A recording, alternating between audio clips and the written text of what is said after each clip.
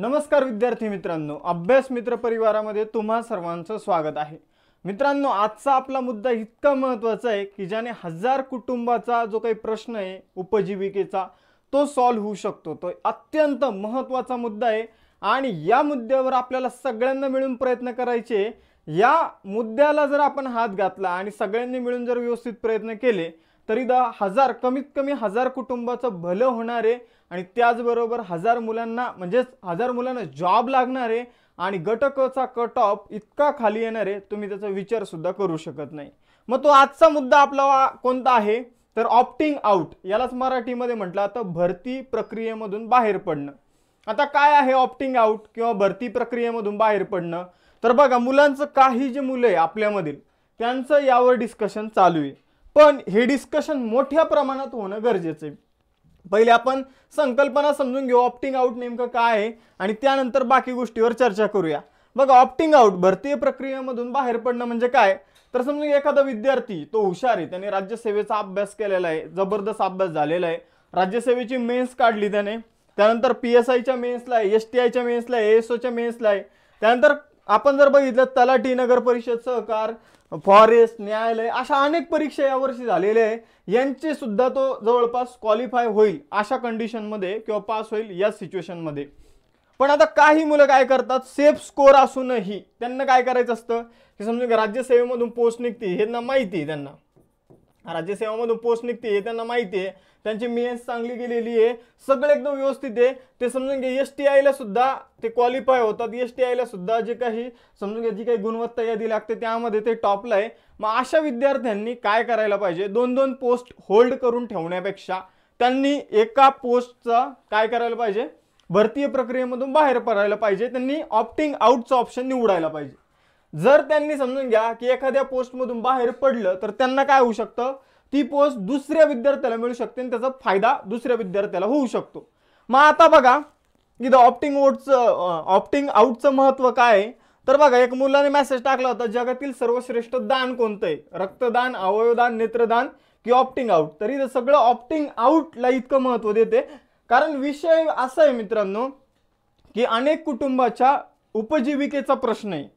काही मुलं 3-3, 4-4, 5-5 वर्षापासून प्रयत्न करत आहे आणि आता गटकची जी काही मोठी ॲड आहे त्यामुळे मुलांना संधी मिळालेली आहे पास व्हायची।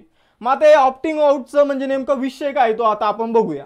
बघा, यावर्षी काय झालं, ज्या मुलांचा चांगला अभ्यास होता त्यांनी बऱ्यापैकी मुलांनी राज्यसेवा क्रॅक केलेली आहे किंवा त्यामध्ये चांगले मार्क आलेले त्यांना, तेच मुलं PSIच्या, STIच्या, ASOच्या, सब रजिस्ट्रारच्या मेन्सला आहे, तेच मुलं क्लर्कच्या सुद्धा मेन्सला आहे आणि तेच मुलं टॅक्स असिस्टंटच्या सुद्धा मेन्सला आहेत। ठीक आहे, त्याचबरोबर त्यांनी या सुद्धा ज्या परीक्षा आहेत तलाठी, नगर परिषद, सहकार, फॉरेस्ट, न्यायालय यांच्या सुद्धा परीक्षेमध्ये चांगले गुण मिळवलेले। आता माझा एक मित्र आहे, त्याने यावेळी राज्यसेवेची मेन्स दिली, PSIची मेन्स दिली, आता तो ग्राउंडची तयारी करतो, STIची पण मेन्स दिलेली आहे, त्यानंतर ग्रुप Cची जी काही एक्झाम झाली त्यामध्ये सुद्धा तो क्वालिफाय आहे। मग आता ज्या मुलांना 100% गॅरंटी आहे, श्युरिटी की ते होऊ शकतात, ठीक आहे, अधिकारी होऊ शकतात, तर त्यांनी गुणवत्ता यादी जाहीर होतात किंवा मेरिट लिस्ट लागतात, काय करायला पाहिजे, ऑप्टिंग आउटचं जे काही ऑप्शन आहे ते निवडायला पाहिजे आणि भरती प्रक्रियेमधून बाहेर पडायला पाहिजे। का सांगतो तुम्हाला, समजून घ्या, राज्यसेवेच्या ज्या काही पोस्ट आहे, PSIच्या ज्या काही पोस्ट आहे, STIच्या, ASOच्या ज्या काही पोस्ट आहे, आपण बघितलं यामध्ये आपल्याला बरीचशी नावं कॉमन दिसणार आहे, बरीचशी म्हणजे समजून घ्या 1000 विद्यार्थी जे आहे ते कॉमन असणार आहे, इथं बऱ्यापैकी कॉमन असणार आहे। मी सगळ्या पोस्ट म्हणून म्हणतोय, तलाठी, नगर परिषद, सहकार, फॉरेस्ट, न्यायालय, इकडे राज्यसेवा, PSI, STI, ASO, SR, clerk, tax assistant, यांना या बऱ्यापैकी पोस्टला बरेच 1000 ते 3-4 हजार मी म्हणतो मुलं काय असणार आहे, कॉमन असणार आहे। ठीक आहे, या परीक्षेच्या मेन्सला किंवा आपण म्हणू शकतो सरळ सेवा परीक्षेमध्ये हे मुलं कॉमन आहे। ठीक आहे, हे 1000, 1500, 2000, 3000, 4000 काही आकडा असू शकतो, इथं हे विद्यार्थी कॉमन आहेत। ठीक आहे, मग आता या विद्यार्थ्यांनी काय करायला पाहिजे, जर त्यांना ऑप्टिंग आउटचा ऑप्शन नसेल कारण काही परीक्षेचे रिझल्ट लागायचे बाकी आहे, तर त्यांनी क्लर्कची जी काही स्किल टेस्ट आहे तिला जायला नाही पाहिजे आणि जर तिला गेले नाही तर अजूनही काय होणार तर कट ऑफ खाली येणार आहे। आणि त्याचबरोबर स्किल टेस्टच्या आधीच जर तसं ऑप्शन उपलब्ध झालं किंवा स्किल टेस्टचा कट ऑफ लागण्या अगोदरच तसं ऑप्शन उपलब्ध झालं तर मग आपण असं म्हणू शकतो की स्किल टेस्टसाठी जो कट ऑफ लागणार तो सुद्धा खूप खाली येणार आहे। मग आता बघा, इथं आपल्याला काय करायचंय तर आपल्याला जागरूकता पसरवायची आहे. आपापल्यामध्ये काय करायचंय, तुम्हाला माहित असेल तुमच्या लायब्ररी जो शेजारी बसणारा विद्यार्थी, त्याला STI ला एवढा स्कोर आलेला आहे, तो सेफ होऊ शकतो. तर त्याला म्हणायचं तू ग्रुप सीच्या जी काही एक्झाम आहे त्यामधून ऑप्टिंग आउटचा ऑप्शन निवड. म्हणजे ज्याने काय होईल, वेटिंग लिस्टमध्ये जे मुलं असतील किंवा आपण म्हणू शकतो की जे विद्यार्थी आता त्यांनी जर ऑप्टिंग आउटचं ऑप्शन नाही निवडलं, तर जे विद्यार्थी प्रक्रियेमधून समजून घ्या त्यांचा कट ऑफ जास्त लागेल, हा एक होऊ शकतं. जर विद्यार्थ्यांना आता ऑप्टिंग आउटचं ऑप्शन उपलब्ध झालं, फॉर एक्झाम्पल STI वाल्यांना आता ऑप्टिंग आउटचं ऑप्शन उपलब्ध झालं आणि ते क्लर्कच्या स्किल टेस्टसाठी सुद्धा पात्र आहे, जर त्यांना आता जर ऑप्टिंग आउटचं ऑप्शन उपलब्ध झालं आणि त्यांचं STI म्हणून सिलेक्शन होत असेल, तर त्यांनी निश्चितच क्लर्कचं जे ऑप्टिंग आउटचं ऑप्शन आहे ते निवडायला पाहिजे आणि क्लर्कच्या भरती प्रक्रियेमधून बाहेर पडायला पाहिजे. याचा इम्पॅक्ट असा होऊ शकतो की याने काय होणार आहे, तर तिथं क्लर्कचे जे काही कट ऑफ असणार आहे तो खाली येणार आहे. क्लर्कचा कट ऑफ काय होणार आहे, खाली येणार आहे आणि खूप जास्त प्रमाणात, जितक्या जास्त मुलं ऑप्टिंग आउटचं ऑप्शन निवडतील तितका कट ऑफ खाली येईल. आता बरेचसे मुलं असे पण आहे की जे ऑलरेडी PSI, STI, ASO वेगवेगळ्या पोस्ट होल्डर लोक आहे, पण त्यांनी एक्झाम अशीच दिलेली आहे. कारण काही काही मुलांचं असतं की मी इतक्या पोस्ट काढल्या तितक्या पोस्ट काढल्या, पण फक्त तुमचं काय होऊ शकतं, नाव होऊ शकतं की तुम्ही एवढ्या पोस्ट काढल्या, पण जर तुम्ही ऑप्टिंग आउट करून जर बाहेर पडलात किंवा भरती प्रक्रियेमधून बाहेर पडलात, तर इथं बऱ्यापैकी मुलांना काय होऊ शकतं, त्यांचा कुटुंबाचा जो काही उपजीविकेचा प्रश्न आहे तो सॉल्व्ह होऊ शकतो आणि अनेक जणांचं सरकारी नोकरीचं स्वप्न जे ते पूर्ण होऊ शकतं. आपल्याला काय करायचंय, मी सगळ्या युट्यूबवरील शिक्षकांना सुद्धा रिक्वेस्ट करतो की ऑप्टिंग आउट बद्दल जास्तीत जास्त माहिती मुलांपर्यंत पोहोचवा. ज्यांनी पोस्ट होल्ड केलेलं आहे त्यांच्यापर्यंत ही माहिती पोहोचवणं गरजेचं आहे आणि या गोष्टीबाबत जागरूकता करणं गरजेचं आहे.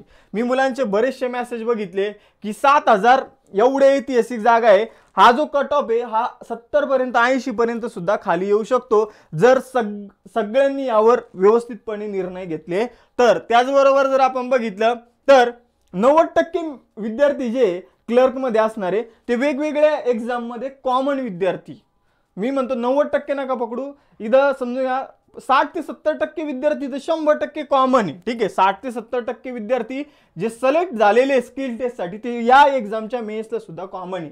ठीक आहे, फक्त तुम्हाला जर पोस्ट होल्ड करून ठेवायची असेल तर आता तुम्ही या भरती प्रक्रियेमधून बाहेर पडलं पाहिजे. आणि विद्यार्थी मित्रांनो, जर तुम्ही ऑप्टिंग आउट बाबत जास्तीत जास्त चर्चा केली नाही तर मग कट ऑफ वाढणार आणि वेटिंग लिस्ट किती लागते हे सुद्धा आता महत्त्वाचं आहे. समजून घ्या, बऱ्याचशा जणांनी ऑप्टिंग आउटचं ऑप्शन नंतर निवडलं किंवा नंतर ते भरती प्रक्रियेमधून बाहेर पडले किंवा नंतर त्यांनी एखाद्या पोस्टवर जॉईन केलं, मग त्यांना दुसरी पोस्ट तर सोडावीच लागणार आहे, त्यांना दुसरी पोस्ट मिळत नाही, मग ते वेटिंग लिस्टवर जाणार आणि मग कधी विद्यार्थी तिथं भरला जाणार, ही प्रक्रिया खूप लॉंग होऊन जाईल. आतापासून आपण जर याच्यावर चर्चा केली तर बऱ्यापैकी मुलांचं कल्याण होणार आहे.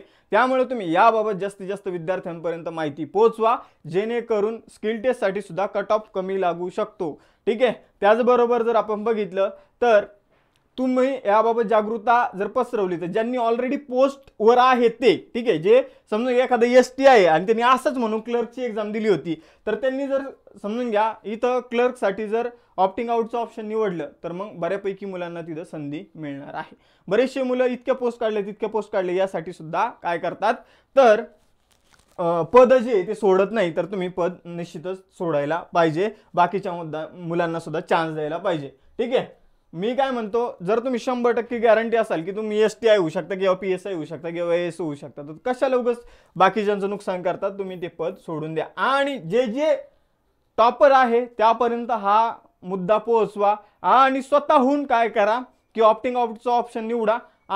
तुम्ही कोणी कोणी ऑप्टिंग आउटचं ऑप्शन निवडलं ते सगळ्यांची नावं घेऊन तुमचं सगळ्यांचं काय करू, जे जे तुम्ही म्हणत असाल ते आम्ही तुमच्यासाठी करू, पण जर मुलांचं भलं होतं त्यासारखं पुण्य तुम्हाला भेटणार नाही.